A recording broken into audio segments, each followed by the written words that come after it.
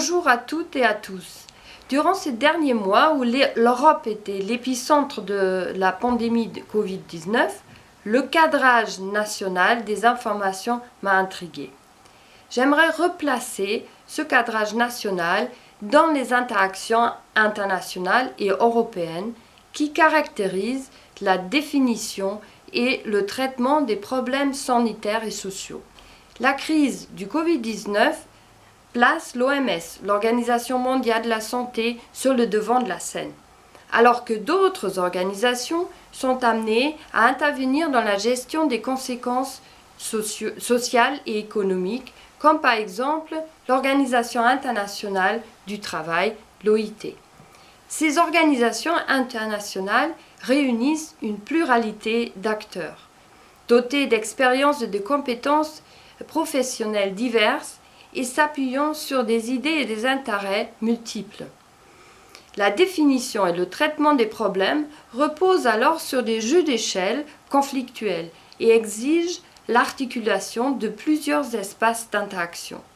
Deux espaces d'interaction sont particulièrement importants pour comprendre la gestion de la crise sanitaire du Covid-19.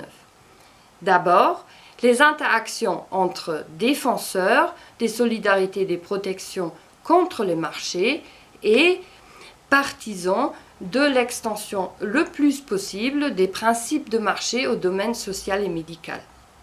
S'ajoute à ces interactions conflictuelles un deuxième espace d'interaction, celui des concurrences entre acteurs étatiques campant sur leur stratégie géopolitique.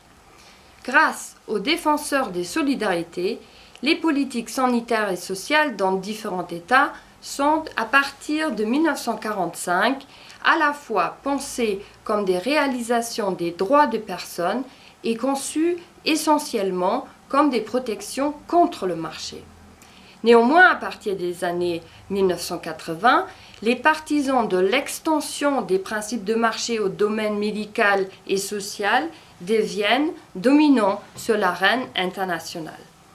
Les politiques sanitaires et sociales se déclinent alors autour des prestations minimales. Au début des années 2000, émerge le paradigme de l'état d'investissement social. Il fait valoir des politiques sanitaires et sociales compatibles avec les marchés. La santé et la protection sociale sont alors envisagées comme des champs d'investissement individuels. Ce sont ces politiques qui fondent la toile de fond des inégalités sociales qui se révèlent avec force lors de la crise du Covid-19. Dans l'Union européenne, cette évolution se reflète dans les politiques des institutions et dans l'application du droit. Et ceci d'autant plus qu'elle se conjugue avec des interactions intergouvernementaux caractérisées par des asymétries économiques et d'influence sur les décisions communes.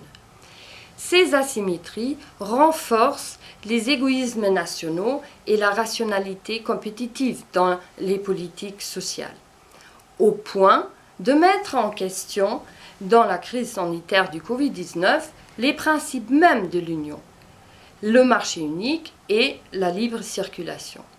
Développée de longues années, l'européanisation des systèmes de santé est bafouée.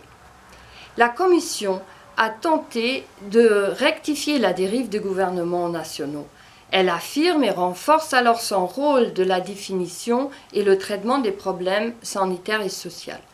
Elle produit et diffuse des données épidémiologiques et des informations sur les pénuries d'équipements et de médicaments, dont les experts nationaux peuvent se servir.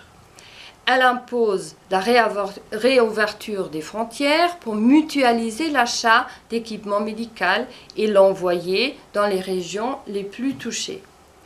Enfin, la Commission et la Banque centrale mettent en place toute une série de programmes de financement pour fournir des liquidités aux États et à leurs mesures d'aide pour soutenir l'emploi et préserver l'entreprise.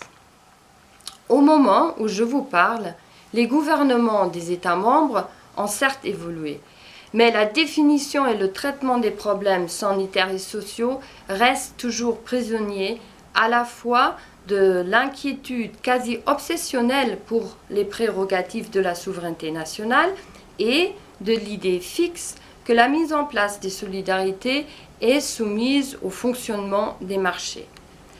Certains États membres, comme l'Allemagne et l'Autriche par exemple, ont décidé très vite après la fermeture des frontières des dérogations pour le recrutement et le re-embauche des travailleurs saisonniers dans l'agriculture, d'aide-domicile pour personnes âgées ou encore de travailleurs détachés dans le bâtiment venant de la Roumanie, de la Hongrie ou encore de la Bulgarie.